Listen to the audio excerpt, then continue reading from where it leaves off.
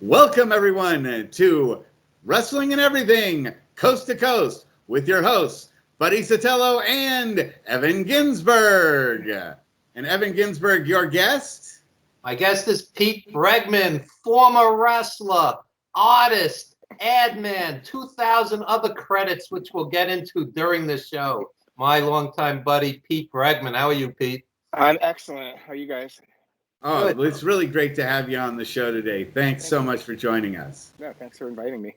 Tell us about some of the background behind you. You have all kinds of plaques and what's going on? That is actually just I'm in our living room in New York City. So there's just random things to make the wall pop out. There's family pictures. There's actually, I don't know if you see that thing when you see in my hand.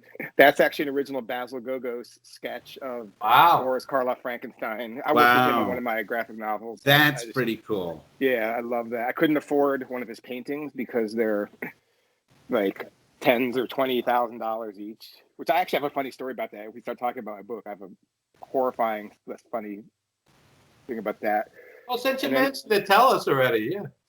Yeah, so, I mean, the one thing I'm working on now, which, Evan, when I met you, I had done this. So there's a graphic novel I'd written called The Trapdoor Maker, prequel to The Phantom of the Opera, which actually, I think I told you, Evan, it just got picked up. So Heavy Metal magazine, the classic Heavy Metal, a few weeks ago, they launched a new print-on-demand comic line called Virus, which is great because they're all indie or independent creator-owned titles. And it's under the Heavy Metal banner, which is awesome. And we all grew up with Heavy Metal magazine. So Trapdoor Maker is actually under there now. So that's available on heavymetal.com. I published it years ago, but it was just a one-man operation. I wrote it, drew it, printed, handled all the admin. Wow. So now it's available. Very, very big homage to the original novel, which is not like the musical. It's actually like an awesome mystery thing and a lot of Universal monsters, that kind of vibe. So, but when I was painting that, speaking of Basil Gogos, so my two favorite artists of all time are Basil and Jack Davis, from Mad and from the EC Comics. Yes, absolutely. So a mutual friend, he got me in touch with Basil, and I was seeing how much I would love to have him do the cover. So here's the cover. It's now under the Virus Comics label, but this is a Basil cover. And so we talked for a while, and we negotiated a fee. So obviously I didn't get to keep the painting, but there was, usage. So he painted it. He lives in Manhattan, wonderful guy. He passed away not too long ago. So I needed to photograph the painting to make it, digital for the cover. So he's like, yeah, come over. I'll leave it with my doorman. And he lives in Manhattan as well. I live in Manhattan. So I go over there one day, and I said, hey, I'm Pete Bregman. Basil left me a painting. I need to take it. I figured it was going to be well protected. It was in a Dwayne Reed bag. Yeah. Literally half of it sticking out. No cover. It was just in there. And it was okay. And so I take it very cautiously because, it was, I think to buy it would have been, I'm not even going to get into it, but it was more than I can afford. And then suddenly it starts raining a little bit. So I just dove into a cab, was right there, jumped into a cab. It was just funny. It was just terrifying at the same time. I was sitting there with this, essentially it's one of my idols, the painting, and it was just sitting in a Dwayne Reed bag. So it was kind of funny. I still get the shivers from that. Wow. Well, it turned out okay, yeah. So tell us more about some of the things that you've done. I mean, we were going to say, we only have an hour here, so if it's going to take 20 minutes to introduce you, we want to make sure we get it all in. Well, so tell us first of all about your wrestling background, if you could, please. So wrestling, I've always lifelong had a passion for it since as long as I can remember, as many people do. When I went to grad school in Atlanta, that was when wrestling was really booming, and I was actually looking at wrestling schools and stuff. I met Evan at some wrestling shows in New York years ago. And I done a little bit of training, not enough to, but a good friend of mine who was actually one of my creative partners in day job, this guy Travis Sharp, who Evan knows. He actually managed, a lot of wrestlers under Paul the Pope Pakowski, but he's a 20-year improv veteran, just world-class improviser guy in the theater and brilliant playwright and stuff. So we had a mutual friend who had a wrestling school down in Atlanta. That's where I met him. And that's where I started just, meeting a lot of the guys wrestling, indies and then some other well-knowns, and just kind of doing, this is over 15 years ago, doing graphics for them, helping behind the scenes a little bit, and, getting in the ring a little bit, just doing some training. And we were, have full-time jobs in New York and stuff. So, and then just, I've always been doing that. And it's just, once you have a passion for something, my two passions have been, or three, it's always like the crossover between wrestling, comics, and monsters, with some Star Wars thrown in there. Dude, it's like you're an East Coast version of myself here. Yeah, That's exactly. when you seriously, those are all the same things that I'm a huge fan of too. And, But and continue. it can fuel you. I mean, this is all between the raindrops of life and day job, and sometimes you're fortunate enough to have them kind of overlap where you actually get paid to do something. But so, we about a little over 10 years ago, Travis and I started really doing a lot of stuff on, some of the indie promotions up here. And then, just doing, even designing some ring gear and just, helping promote and just a little bit of everything. That's when I met Evan. And then just, I've always, this wrestling stuff has just kind of come in to all my projects. So recently, or actually probably about, I guess in 2016, I had been at this big ad agency for well over a decade. And big ad agencies are just kind of dropping like flies. This is an unsustainable business model. So long story short, a ton of people lost their jobs. Just coincidentally, I had been doing a side thing called Tykes, which is a social media brand, but it was all a lot of like cool sports-based, digital characters, which we ended up doing stuff for NBA, and like Stephen Curry wore a shirt I did, a Tykes shirt to the Super Bowl, like stuff like that. It just got popular. So this is a long-winded story. So Funaki, this is where wrestling has always come into my life. Funaki was a fan of Tykes. Like you'd see him, he'd post pictures. He'd happen to be wearing like we did a lot of stuff for Under Armour. So he'd have Under Armour Tykes apparel. And then he posted, we made Funaki a custom Tyke. And he posted that online. So then, have you heard of referee Marty Elias from the WWE? Like he was just on Jericho's podcast. He refereed the WrestleMania 25 Michaels Undertaker match. Okay, wow. He was in WWE for a while, and then he was the head ref on Lucha Underground, and he helps Chavo Guerrero train the women on Glow and stuff. So he reached out and he asked if I could just help him out and do a type of him, which I did. And then from there, he was just gracious enough. Obviously, he knows everybody, and he started just showing people. He'd be at shows and just showing my stuff around. And then what happened was John Morrison, who's friends with Marty, he got us in touch, and then John had been doing his Boone the Bounty Hunter movie. John's a really nice guy. I worked with him too when he was starting off remember he started off in California here, and he worked at SPW, Supreme Pro Wrestling, and he's a guy that I sat back in the locker room with for like about 3-4 hours while the show was going on. And what a down-to-earth guy. So he was one guy I was going to mention we have in common is John Hennigan. Such a nice guy. Just very, I've always been just very thankful for all the guys who were letting me, these are brands, each wrestler has their own brand, and they've been developing these brands for the whole career. And then the fact that they're letting me kind of do stuff with it, I always felt honored. So we did, and we're talking about some design stuff, and I have this obsession with learning new skills, just trying to get, whether it's video game design or anything I do, I like to try to do it in something that makes me uncomfortable, just to get out of comfort zone. I think it just, keeps the brain always growing and stuff. So I was like, I want to start doing some app development. So I go, hey, would you want to do Boone emojis for Boone? Like either he said the word or something, but I was like, hey, I'll figure out how to do it. So we did Boone the Bounty Hunter. We had an emoji app that's on, it's available on iTunes App Store and stuff. So I said, hey, do you mind if I'll do wrestle emojis? And because I already knew how to do the programming and stuff. And then so him and Taya, his wife, and he got in touch with PJ Black. And then I started doing that. And then it was just, and then it just, your kind of name starts getting out there. And then you just started doing a lot of design stuff for the wrestlers, and everybody in the app, as a courtesy, they'd get free designs. They got to own all their artwork and do what they want with it. And then I started doing a lot of stuff with Marty the Moth Martinez, through Martin Casas. He was Marty the Moth on Lucha Underground. Okay. And then, so he was on the first season of Tough Enough, just another wonderful guy. So we were, and I'm fast forwarding to last year, we had a booth we were sharing at WrestleCon in New York, where a mutual friend introduced me to Kenny Casanova, who just did the COVID-Con thing, and we just hit it our off. guest. He Yeah, was just our guest. So. Awesome. So we hit it off instantly, and then it just within a week we were like working on coloring books for. So we did there was originally Hacksaw Duggan coloring book, and then it turned into the Mick Foley cactus. It was actually, let me dig it out.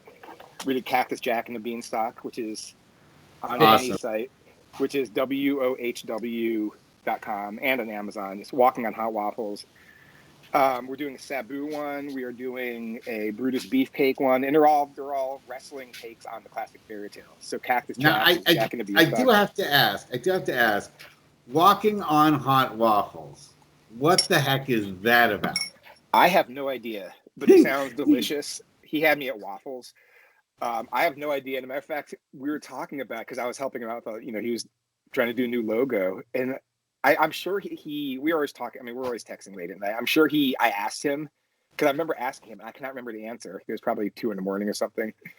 But he's just been great to work with, and we're doing the one where we actually finished the Demolition. It's Demolition on Mars, which is, I saw that. It looks very clever. Thanks, and it's funny. He's just a great writer, and there's so many cameos, and that was all ready to go. We were going to at WrestleCon down in Florida, right before, so we were all set there. The guy who was funding the book, who was having some guests, like he had Demolition down there and Jake the Snake. We were going to go down there too, and promote the book. And then the COVID stuff happened, so that one's ready to go. So we're just looking for the right time to release that. Now, for that book, for like the books that you did. Mm-hmm. Did you meet with the wrestlers themselves? They just send photographs, or what? How did you do the cartoons for them? So the way our process, I mean, Kenny does all the biographies. Like he's done Sabu's biography and Brutus. And Right. We talked about that. So he has, he knows everybody just because they do the quotes and passages for his book. So our process is he'll send over a script. He has the idea, and then I'll take him. One of my favorite things to do professionally and in these side projects is like taking scripts and turning them into, essentially I love storytelling. So it's turning them into, if it's going to be animation or comic book, just kind of taking a script and, visually blowing it out. So he'd send a script. I'd do the page breakdown. We knew how many pages it needed to be and stuff. And he had the permission from everybody too. So we would, obviously it's satire. So you can, like Mad Magazine would use Sylvester Stallone. Sylvester Stallone's not getting any money for it. But if it's satire, you can do that. But these were done with the wrestlers. So Mick Foley actually, he had some stuff he added to the book, which is great. Based on the wrestler, some haven't been involved, but they have full permission, full endorsement. And then I'll just, I'll start drawing it, and we'll kind of bounce stuff back and forth. But it's just been such a clean process with him. We just had, it's one of those, how you just have the chemistry, and you can just kind of back and forth. And next thing you know, in a month, we have this finished coloring book. I'm starting to do some video games with the characters just to promote. Again, I wanted to learn. I've always done game development, for some of our clients, but just doing some of my own. So we've been doing some. I did a Jimmy Valiant video game and Marty the Moth video game. So, and then a Kamala jump roping. Kamala, I always loved how Kamala could always do the leapfrog over people. So I made a Kamala leapfrog training game where it's just Kamala doing jump rope, like double dutch. And it's like, how many times can you get in the jump? Better than one and him and Slick doing their bowling. Oh, yes. Do you remember that particular segment of? So I'm hogging all the questions. Evan, you got like something you would like to bring out of? Yeah, Pete. Tom Segura, the comedian, made this nasty comment about basically wrestling fans being all morons. So, I saw that. So you're the perfect guest to dispute this because you work for a major ad agency. You're an artist. You're a wrestler. You're a super fan. What's your take on the wrestling community when somebody comes at them like that? My take on it, so Dolph Ziggler, he had a great response to it. The way I look at it, I mean, it's just a different thing now. I mean, if you love wrestling, you love wrestling. It's just a different fan base. So if there's people alive that are alive now that kind of remembered it from the 70s or 80s, the fan base was much different. Now the numbers don't lie. It's wrestling, but it's just, I look at it as no different than, it's like an action movie that's happening in real time. It's still, when you look at the social media numbers, WWE has, more engagement than all the major sports leagues combined, just the money it brings in. The Guys, action figures have always been on top. don't you think that it is like really modern mythology? I mean, I think that's one of the things that we see that we sort of have in common. Peter, you and I, we Yeah. love that like comic book, monsters, wrestling kind of thing because it's Yeah. sort of it goes back to like the concept of Hercules and things that are bigger than life and that are more colorful than life because life itself has its own crazy foibles, as we've already talked about this week, and that sort of like suspension of disbelief has to always happen somewhere in human existence. Yeah. And if you're not having fun with it, and then you're not controlling it, and in that sense, then you really feel like you've got nowhere to turn. I look at it as, again, it's no different than any other action movie or comic book. It's just a different medium. Some great stories. It's all storytelling. Some great stories are on film. Some are animation. Some are written. Some are just words. This is acting out with. This is actually storytelling with talented live bodies. And also what this has is the fan response, which you're seeing it now. It's with the empty arena stuff. Like it's it's a different energy. So I think the people doing it, need to work a lot harder to kind of do their craft. But that's what. So to get back to the guy Tom's feedback, my thing is don't watch it then if you don't like it. Obviously millions and millions and millions of people watch it and love it. So it just blows my mind when people it still has that stigma of yahoos or hillbillies or whatever being the fans, which it's so far from the case. So it's just storytelling. I always say that I've met some of my closest friends in the world. Many of them are quite eclectic, multi-talented, intelligent, highly educated. Yeah. So the hillbilly stigma, is a little outdated. And when he gets into by the way, it's fake. It's like, okay, that we knew that.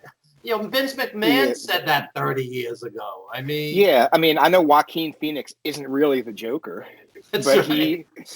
but I'd still. You suspended that belief for the movie. Yeah. And look, taking a body slam still requires you to get picked up by somebody and thrown from a standing height. Anything that's live action that you have live has an element of danger to it, which is what is both its attraction and its biggest downfall, Mr. 350 Days hat wearing.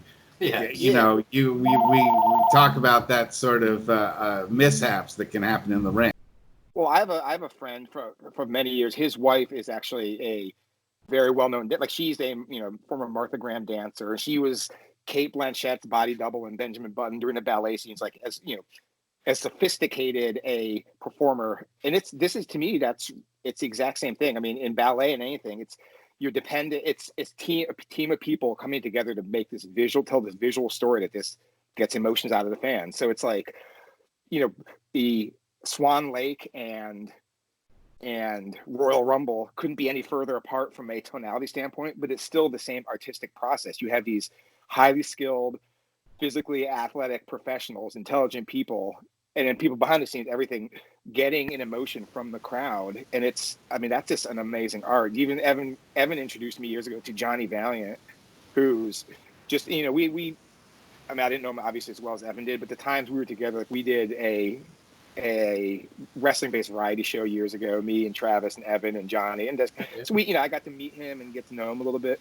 And just the stuff that he's like all these guys are the epitome of professionals. Like it's about storytelling. Like he was just, some from the era you had to piss off or get the support of somebody, 50 rows back with no zoom lenses and stuff. And so they were just masters of storytelling. And it's funny talking to him and then sharing an office with Travis for 6 or 7 years where we were together 24/7.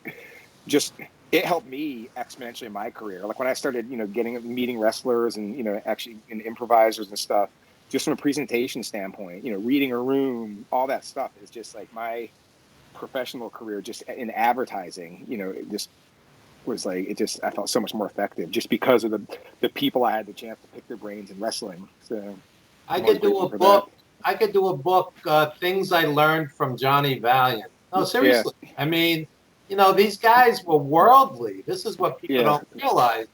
Some may not have been college educated, but these were very sharp, worldly guys who experienced the best and worst of everything. And so, what this Segura said to me, I'm not the comedy police. The guy has every right to say whatever he wants. But I don't like NASCAR, but I would never make a comment like every NASCAR fan is an idiot. That's ridiculous. It's ridiculous. Well, again, it's what people are. He's doing it. He's getting a lot of publicity, and that's the old adage is that any publicity is good publicity. People now know who he is, whether or not they love him or they hate him. He's made a name for himself. So in this quarantine lockdown society, that's one way. He's pissed off. He's pissed off wrestling. The one thing people, when you don't want to legitimately piss off a wrestling fans, I know that millennial wrestling fans now. He's public enemy number one now. Yeah, and nowadays the easy thing to do is pull your support. Just unfollow or something. Buddy, do you realize your screen has frozen? No, He's moving for me. Yeah, no, it's working over here. I mean, and you guys all seem okay. Evan, a symbol of COVID stroke is when half your screen appears frozen. That's right. Right. Exactly. The comedy police will be on you. You're making COVID jokes. Stroke. We have a special guest star. Who's your daughter there? Oh, this is my daughter Julia. She's walking by. How old is Julia? I don't know if, Evan, you've ever met her. Jeez, I think. How old is she? I don't think she's 9. When she was a baby. Hey, Jane. Jane, come here. Come here. You can say hi to. Let's see. Unblur my background. There's Jane. See, so she's 8. So yeah, there you go. Oh, okay. This is daughter Jane, which we can't see her. I can only because I'm looking at the split screen of both of you. Okay. Well, normally we tell them to stay away from the. Here's a cat. Oh, there you go. Nice. Wow. This is my makeshift. Meet the Bregmans. This is a reality show. Very cute. So this is my makeshift desk since we've been quarantined. So this is actually my great grandfather's secretary that we've converted into. I'm gonna try to flip this. Can I flip my camera in? Oh yeah, so no, it's not Zoom. So you can kind of see it's a fossil and antique weapon. Wow. Thing. Wow. Cool stuff. So yeah, so that's where I've been sitting for 2 months now. Yeah, you're allowed to get up. Yeah, I didn't know. No, I have a bucket. My facilities are a bucket and a bed sheet for privacy. Right here. Life of COVID for sure. Yeah, I mean that's when we started this whole wrestling coast to coast thing. Was that we needed something to keep Evan busy, for God's sake. That's right. Keep me sane. So Pete, who are some of the wrestlers that influenced you? You're younger than me, but you're also old school. As a kid, the ones I loved. I mean, I was a huge. I came in right around the WrestleMania one time. So I was just a huge fan of Hogan. I loved my Mount Rushmore. It was funny. I have a different Mount Rushmore as an adult after meeting people and stuff. But initially as a fan, it was Hogan. I love Dusty Rhodes. I love Jimmy Valiant. I like the ones that looked like they were having fun. Yeah. I was one of those kids, like the good guys. I still like some bad guys. Okay. I'm getting my joke. Okay. Yeah. It's like Lucy Ricardo trying to get in the show. So I started. I love those guys. Love the Ultimate Warrior and stuff. But then I started really like Evan. I probably told you this story. One of my most pivotal things as a wrestling fan. So my dad and I used to go to the WWF shows at the Capitol Center in Maryland, in Landover, Maryland, and we were about to go to a show, and then I'm sitting there playing a video game, and I see between the video game screens, I see this red beard kind of go by. I'm like, what was that? And then it was like, it turned out Jim the Anvil Neidhart, and I was already, I'm a tallish kid, and I was tall back then too. So I was, taller than him at the time, but I was, in like junior high or something. And I look around, and it was, oh my gosh, Jim Narda and Bret Hart. And so I was like, whatever, that was kind of, because they were bad guys at the time. So and I would never go up and approach somebody anyway.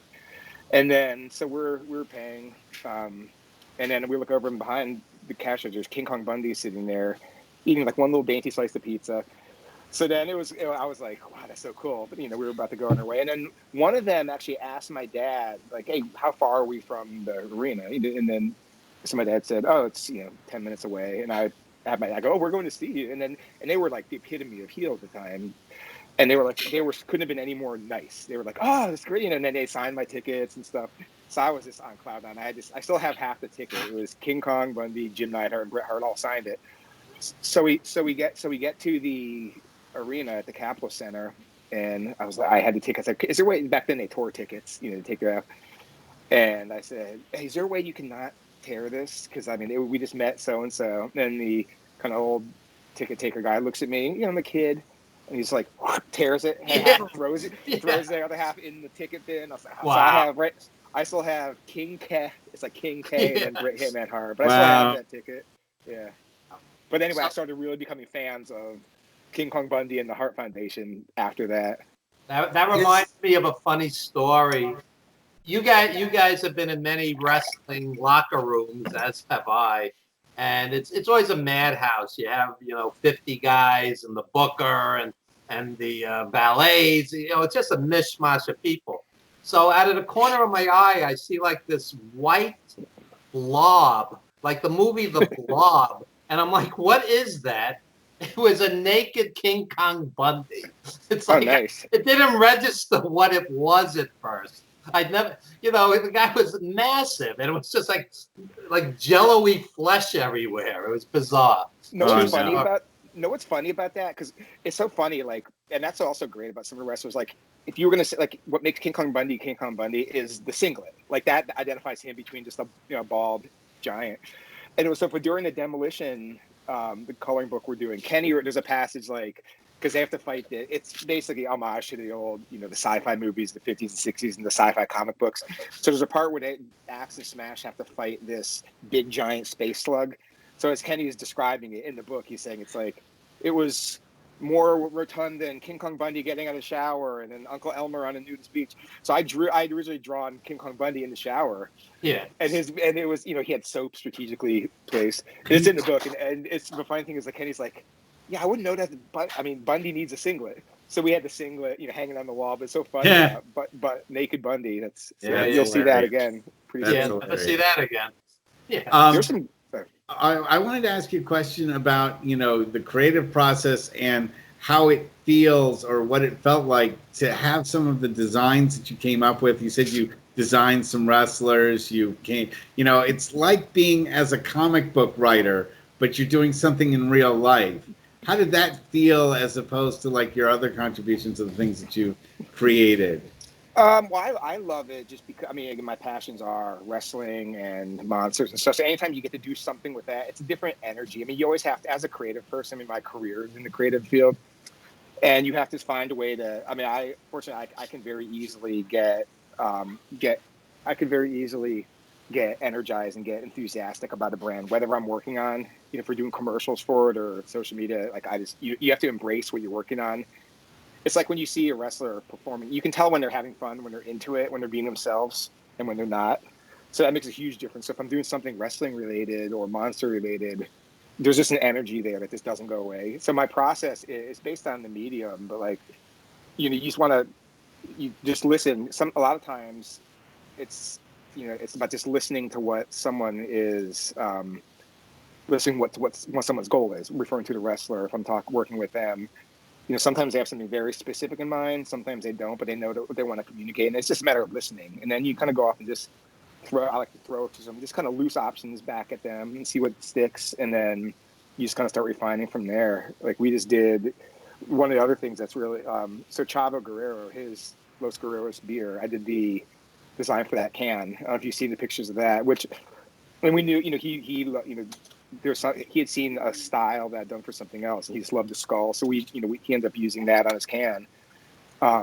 And then he was on Stone Cold's podcast last year, and he brought the beer. And then Stone Cold, Stone Cold is a Skull fanatic, so he asked Chavo. He's like, "Hey, who did this?" And then Chavo, long story short, Chavo gave Steve Austin my info. So I get this email from Steve Austin, and I thought it was a joke at first. I was like, "What?"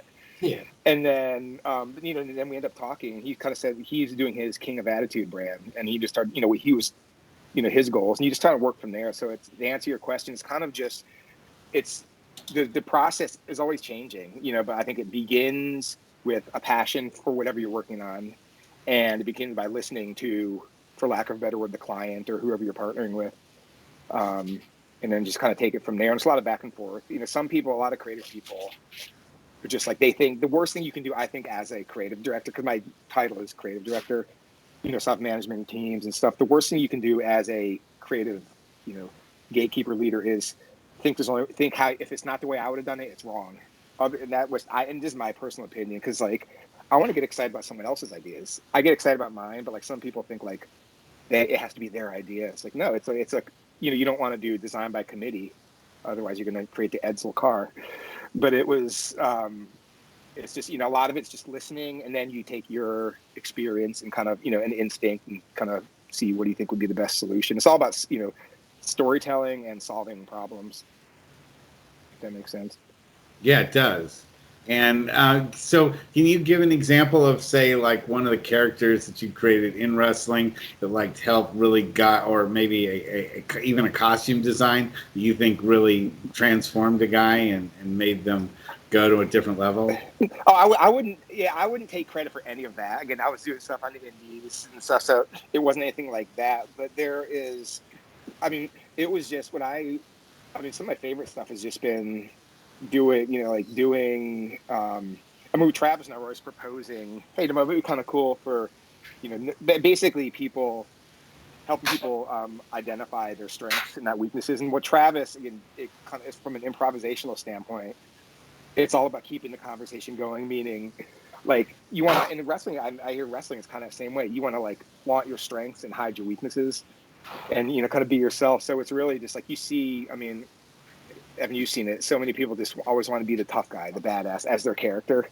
Right. Everybody, and then it's like, well, some people might not be that, so it's just kind of like. Well, not mine. I will say, I never came over as tough by any stretch of the imagination. The audience always knew it. That was one thing that I wasn't intimidating physically anybody. So did you do what did you do? What was your? Yeah, as a manager for All Pro Wrestling, and the All Pro Wrestling's one of the feds that's featured in Beyond the Mat, and so that's kind of where. And then Evan and I got introduced to each other through Mike Lano, was an old-time photographer. Who, if he's still around, we should get him on the show one of these days. Yeah. Is that Dr. Mike? Dr. Mike. Yeah, get him to operate the. He's colorful. Yeah, if we can get him to work on a webcam. He's not exactly the most technology-based guy. But he did Abdullah Butcher's teeth. Yes. For real. Who? Abdullah the Butcher. He did his teeth. Really? Yeah. Imagine him in a dental chair. Yeah, you make sure you frisk him for stuff, weapons before stab Mike in the head. No, did I ever tell you about, speaking of Abdullah the Butcher? So remember, what was the convention you and I did? I was at your booth. It was like Wrestle Reunion.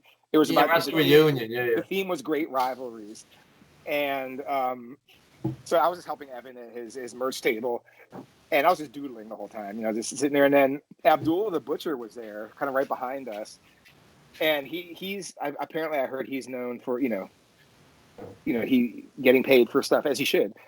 So I was doodling. I ended up drawing Abdullah, and I showed it to him, whatever. And he didn't talk. He was kind of in character a little bit. And then next thing, I kept out of the corner, I kept seeing some little things fly by my head. I was like, "What is that?" And I didn't think much of it. I saw another one. I look, and he was selling his little be a Polaroid or a photo of him cut out into circles, and he'd sign them. So he was like flipping me some, which is kind of such a great gesture. I was like, ah. So another. It's funny, Evan, I'm realizing how long I've known you. Before that show, since the late 50s. we had just seen a live taping of the Steve Allen show, And That's right.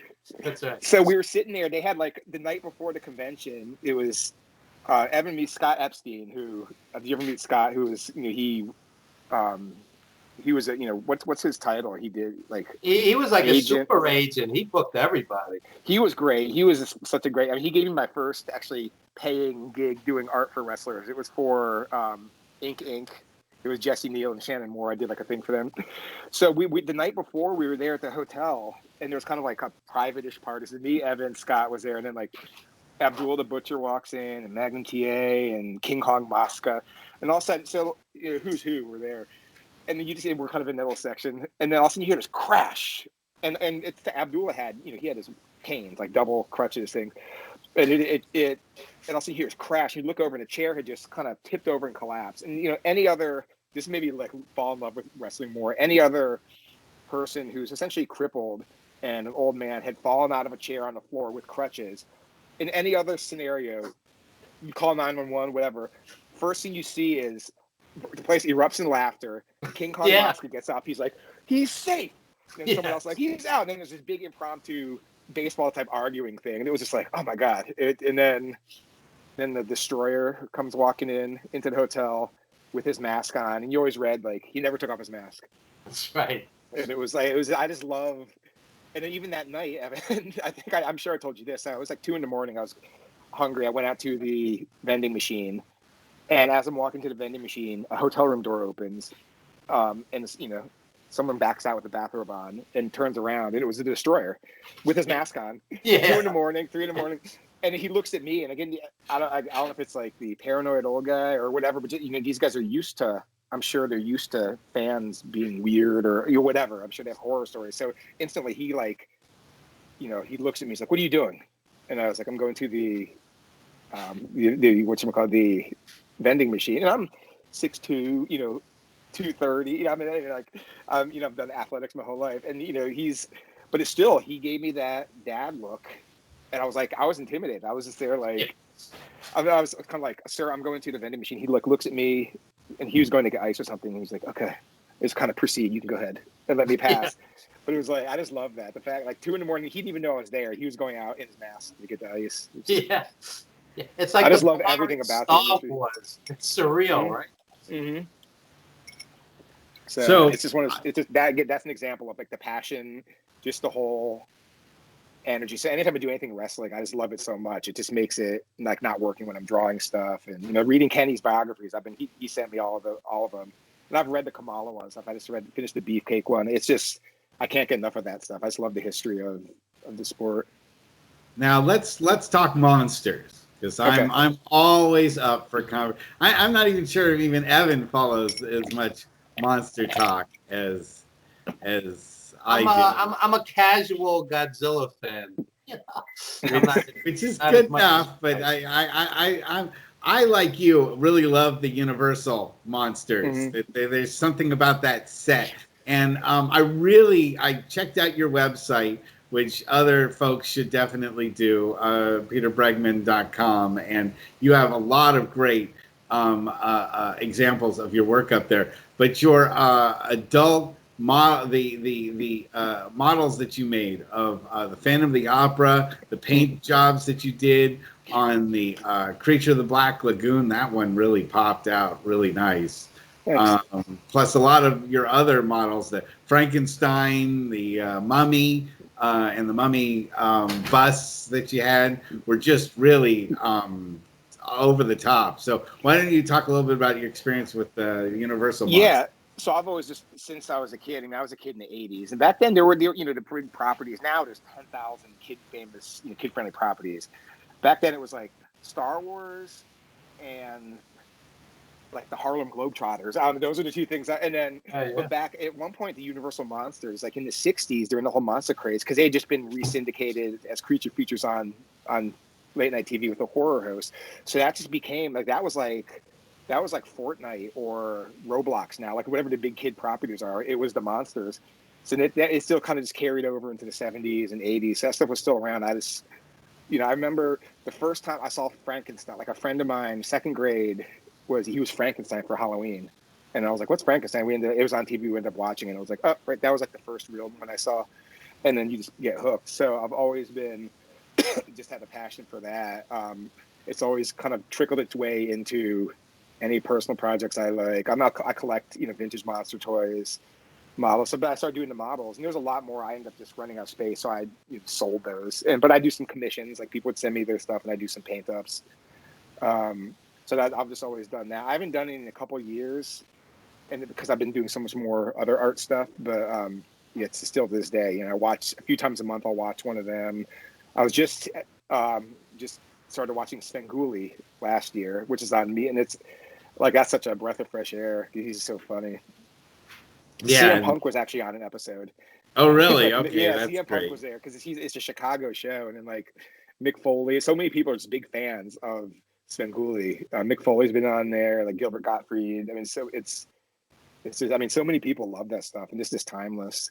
Pete, I was a child of the 60s and 70s, and I grew up on Hammer, Peter Cushing, and Christopher Lee. What's your take on their Frankenstein and Dracula and Mummy? And I love those two. It's apples to oranges. I mean, it's so there's a certain thing like there's people like Christopher Lee, Peter Cushing. There's like the big ones. Like if Peter Cushing can be in anything and makes it, whoever he's playing is believable. Even though he the fact he's Grand Moff Tarkin or Van Helsing or Doctor, like you hate him as Dr. Frankenstein. He's the horrible person, and you love him as Van Helsing. And Christopher Lee has that. Boris Karloff, Lugosi does. And then you have the other people. They might not have had in Lon Chaney's. I think he's the best actor of all time. But he just, honest, it's partially is like it's not about the Frankenstein monster or anything. It's the way they look. First of all, like Jack Pierce designed, the Frankenstein monster and stuff. But the actors and the Hammer, I actually think I love anything. I love the Hammer stuff equally. I mean, I'm a fan of like the design of the monsters, Universal, that whole feel. But Hammer, I have my old iPod. Actually, let me get it. I'll show you. Here's another.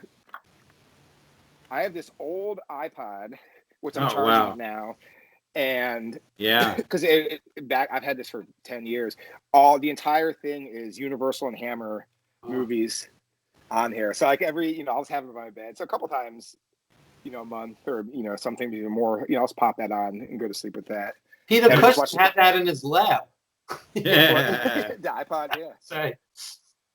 I have there's another thing I can go get it. There's I love like monster props, the Wolfman Cane and the Creature Fossil Hand, but there's years ago Forrest Ackerman from Famous Monsters him and some other people sold these rings. So there was back in the 20s there was that phrase, one of the Hollywood PR things like don't step on that spider, it might be Lon Chaney. So he was a big, huge Lon Chaney fan. So he was selling rings years ago. It's a spider ring. It's like, the rings, moves with like you flip it up and you put poison in someone's drink. As Evan, I've slipped you some Mickeys. Many times. Usually it's a laxative.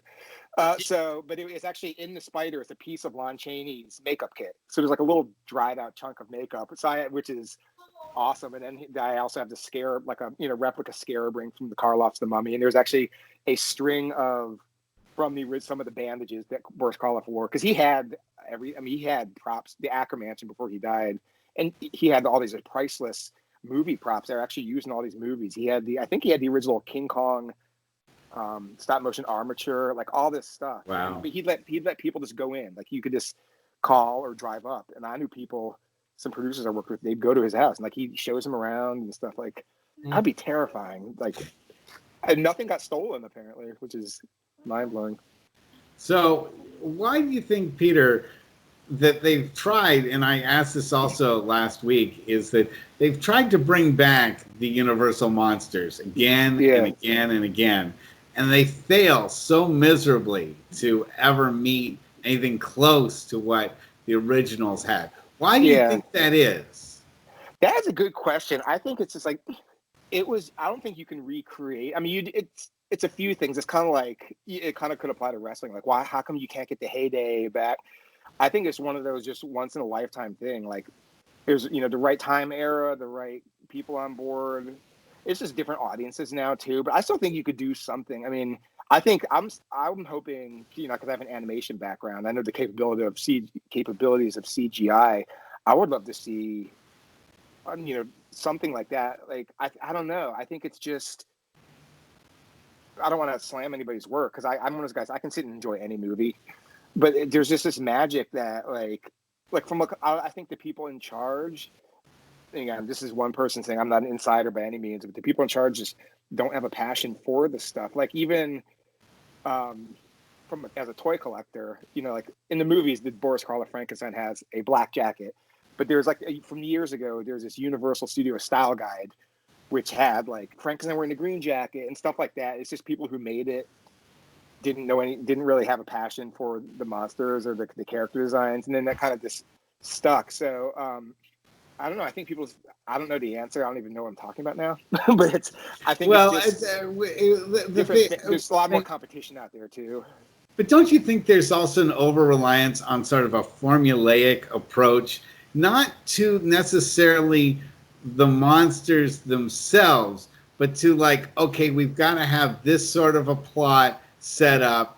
We've got to have a romance that really doesn't go anywhere and nobody feels anything about, but it's got to be in there because that's what will pad the film and make it happen. Yeah. In other words, you need Samuel L. Jackson in every movie ever made. Yeah. Right. Well, or it has to, be like the CGI needs to be the star because we're spending so much money on the CGI element of it. I talked last week about the Wolfman when Universal, tried the sort of gothic thing to it, but to me added modern elements to the story that weren't really that faithful to what the original Wolfman was about, which you could have just gone with and made a better movie than what they had.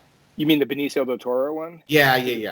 See, I love that movie. Maybe it's just I'm an easy target. Like, I think because what I like, just because I'd read so much hype, because I know he's a huge Universal Monsters fan.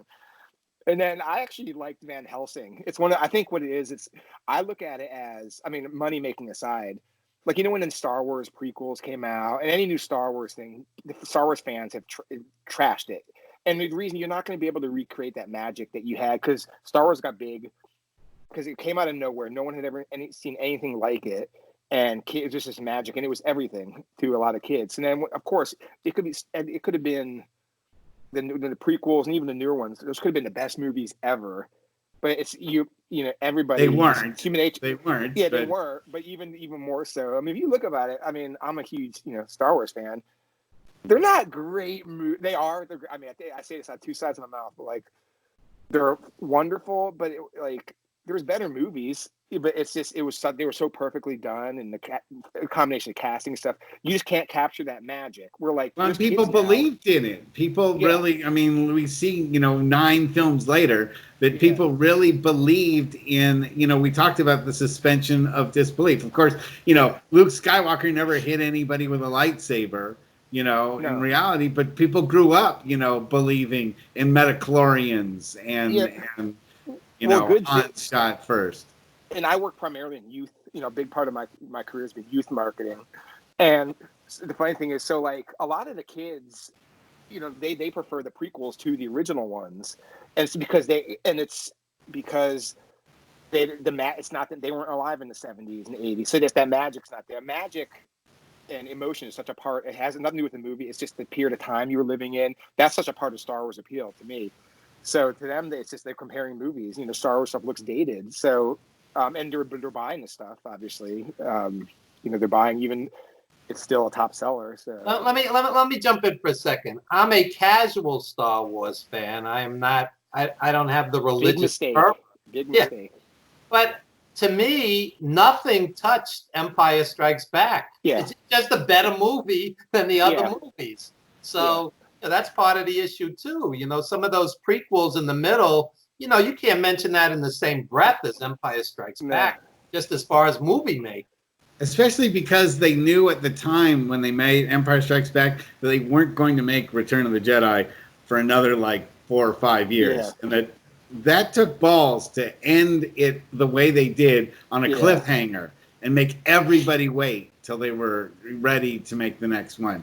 Now, Jedi may not have been the perfect ending to everything, but Ewoks and all that stuff. But here's my take on that. Again, I've done so many like professional Star Wars projects. Like, I mean, that's a big part of my career has been Your Lego dozens of stuff. your Yeah. Lego and then Hasbro. You know, I work on Star Wars for, you know, on and off for 10 years. So it's funny, like the whole thing, like my favorite of all of them is Return of the Jedi. But I'm not saying that's the best movie. Again, I agree with Evan. The best movie, which is best movie, one of the best movies of all time, is Empire. And it just comes down to the age. Like when Star Wars came out, I was 5 or something. So I was I kind of remember being in Star Wars and like, I like the creature, you know, there's the cantina scene. I've seen from Star Wars fans, there's ship guys, vehicle guys, and creature guys. You know, some people love the ships and stuff. Some people love the monsters. I always love the monsters. So it was, you know, I was young enough. I was like, it's okay. It was kind of cool. But, you know, every kid was into Star Wars. So I was. And when Empire came out, I was a little bit older. And it was like, I was old enough to really be impacted by it. And it was almost scary. Like it was a dark movie, you know, very, almost traumatic in a good way. And then by the time Jedi came out, you know, I was old enough now to just, you know, like I loved it was all monsters and all creatures and Jabba. So it was kind of like the age that I was. But yeah, so I mean, Empire is like, it's just a great movie, but kids Flawless. yeah, it's flawless. Yeah. Kids love I mean, even all the stuff now. I mean, kids, you know, Jar Jar Binks was a big seller for kids. It just shows like, it's just proof that, you know, you have to have been in that era for that magic to be there. Because I knew so many people my age, like when they saw the Phantom Menace, one guy went to a bar, and just drank, and he didn't call home. And I'm no joke. There's a friend of mine. He was like such a Star Wars fan. It just crushed. Oh, him. I worked. I had someone that worked on the Attack of the Clones herself, Yeah. and I brought her over to watch the movie on video, and she fell asleep on it twice. Oh, really? So this is someone that actually worked on it and still couldn't sit through all of it. So yeah, it's a different story for, you know, our generation, I guess. But I have another funny story. So my 2 moments of almost crying, you know, in my professional career is like, one of them was when, you know, I got to talk to Stone Cold and work with him and stuff. The other, the Lego thing you were referring to. So at the time, so Mark Hamill, who was a huge fan of, you know, comic books and stuff. So the movie, so I had gotten that gig. So I was working as an ad agency creative director at the time, and we were doing some Lego commercials. And then they kind of semi-recently gotten the Star Wars license. So the animation studio we were doing some other Lego stuff with were just phenomenal. So Lego reached out to them directly and said, "Hey, we have some funding. We want to do this 5-minute mini movie for Cartoon Network. You know, would you want to do it?" So the owner of the animation studio, who I was pretty tight with, who's passed away, but he was one of my mentors. And he calls me and he told me about it. I go, "Hey, can I I'll work on that free. I'll do storyboards, whatever. So, you know, I ended up just coming on as a storyboard artist. I was like, and I'll work for you. I just wanted to be a part of that. And then within something happened, which I'm not going to get into here, but he had a falling out with the guy he had hired to be the director of it. And I had just been attacking my stuff. You know, like I was given a script. No, nothing was boarded out. Lego had provided the script. It was all written. So I was just, you know, basically essentially directing it. And then he's like, "Hey, why do you want to direct this? Co-direct this with me?" I was like, "Okay." So, and I had no directing experience, but I had 10 years of doing commercials. And that led to like me solo directing the Lego Batman follow-up. But so anyway, so I'm working on this. And then he's like, yeah, I guess Mark Hamill's agent had talked to somebody from Cartoon Network, had gotten Mark Hamill in touch with the animation studio. And he's a big fan. So he was kind of getting more into directing. So he was going to, just from a press thing for Cartoon Network and stuff, they were going to have Mark Hamill's name associated with it. So Royce Graham, who was the owner of the animation studio, was like, "Hey, Pete, I'm going to have you," because he hasn't really directed a animation. "I'm going to have you, you know, kind of do some scenes with him." And I was like, "Well, I haven't directed animation either. I don't know if I'm the best person for this." But he's like, "It'll be fine. Just, you know, you're doing great." So then I'm at work one day, just as separate from this, you know, my day job, and my phone rings from California. He's like, "Hey, Pete, it's Mark Hamill." And then it was like, and I knew he was going to be calling. So we sat there and talked. You know, it's like, he's great, another super nice guy. And then after it was over, I remember sitting there. I was like, borderline crying, because, you know, this is like, Star Wars was my life as a kid. Now as an adult, like Luke Skywalker, I'm talking to him and we're working on a scene together and stuff. It was just like, that was my other, like, financially no, but I've made it. You know, I got to talk to Luke Skywalker. So Wow. yeah. So, I'd like I mean, this has just been a really fantastic conversation. I really have enjoyed the entire hour. I can't believe that we're really right Wow, at, it's at 5 o'clock. yeah, right. But I want to give you enough time for you to promote any of the Oh, yeah. projects that you have coming up and your website and all of that stuff. So I want to make sure you have a Yeah, chance. so Yeah. great, thank you. So the big thing I'd like to promote is Trapdoor Maker. It's you can go to heavymetal.com, which is the classic heavy metal magazine. And then if you look on their shop, you go to Virus Comics, and that's their new comic line. It's the Trapdoor Maker with the Basil Gogos cover. So support that. And these all the comics titles. I think there's 8 different titles now in Virus, and they're all creator owned. We've all received very fair deals. So support independent creators and go see that. And then also, Kenny, my creative partner I'm working with, is we're doing the coloring books, and that's Walking on Hot Waffles, or WOHW.com. The Mick Foley one is available now, as all the biographies that Kenny's done. And the Demolition will be there soon. Sabu's will be there soon. So those are my 2 things. My website is PeteBregman.com. And on Instagram, it's Pete Bregman. And what about the WrestleMojis? How do people? Oh, WrestleMoji, yes, the biggest one. And So spell yeah, it, Pete. Spell it also. WrestleMojis is WrestleMojis, and that's available in the iTunes App Store and on Google Play. It's free. It's a free app. And right now, everybody's in. Like, I think there's 350 emojis. It's everywhere from it's so funny. Now, I started this a couple of years ago, but it's great. John O. Morrison's there, Taya, PJ Black, Luchasaurus, Sonny Kiss, Sammy Guevara, or Santana and Ortiz, Marty the Moth, like the Lucha Homies, like all those people. It's kind of funny. All the people that are big now are really in it, or as emojis. So it's kind of, I mean, you could tell those guys were going to be, and girls were going to be, going far anyway. So, but that's the other thing. Yeah, that's my current stuff. There you go. The eclectic, multi-talented Pete Bregman. He's proving Tom Segura wrong this entire hour. That is true. And while we have another minute or so to follow up, do you want to say some words in tribute to your friend, Evan? Yeah. Kenny Evan, Sanchez. you don't have to. Evan, you don't have to talk about me that way. That's right. That's right. Oh, somebody else. Yeah. My buddy Kenny Sanchez passed this week, and he was a lifelong wrestling fan. This guy went to work for 40 years, was married 32 years, never strayed, raised a good kid. Just one of these, salt of the earth guys. And we'll miss him. We'll miss him. And I know Russell lost a friend as well this week, if you want to pay tribute to him as well.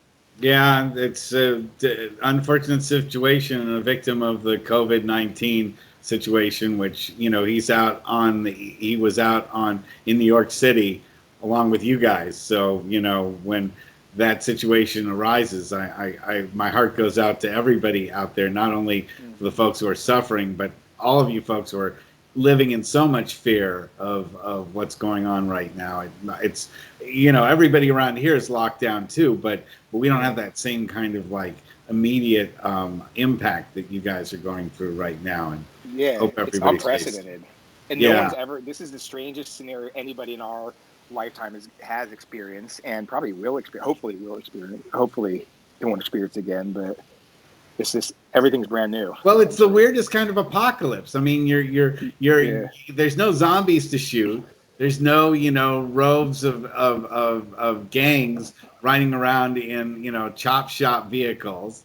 It's like we prepared for this other type of apocalypse than what we're having now. Instead, it's this, you're locked at home watching reruns of, Family Matters. I mean, we have it easy too. My friend Travis Sharp, he had a great thing. I mean, it's like during World War II, people were, and I don't want to make this too political, but people, they sacrificed a lot. They rationed stuff. They pretty much did everything. They donated. And now we're just people need to get to work, obviously, but we have it pretty good, all things considered. No one's trying to come kill us and stuff. So I mean, it's just fortunately we're healthy. So I mean, I count my blessings every day. It's like my biggest fear now is that our Wi-Fi is not going to crap out during a Zoom call, which that was, it's like you have to put stuff in perspective. Like, how you have your health. If you have your health, you have everything. And I'm glad that your family is safe. Yeah, and you can see a family foot just Total bombing you. Yeah. Which I think is probably an indicator that we've outstayed our welcome over in your household. But I really want to thank you and thank Evan for today's call. This was really a great show, and I really, really would love to have you on as a guest in the future, especially as we get anytime. towards Halloween. Yeah, anytime. I'd love to. And guys, sorry for your losses. Condolences. And thank you for having me on. It was a great time. The hour went by really quickly. So anytime. Yeah. Well, you had a lot to fill, and we didn't even scratch the surface of everything that we want to know about you. So it leaves us something for the future. Okay. Thanks. All right. Thank you so much, you, everyone. That's a great show. Have a great day. Bye-bye, guys. Thank you.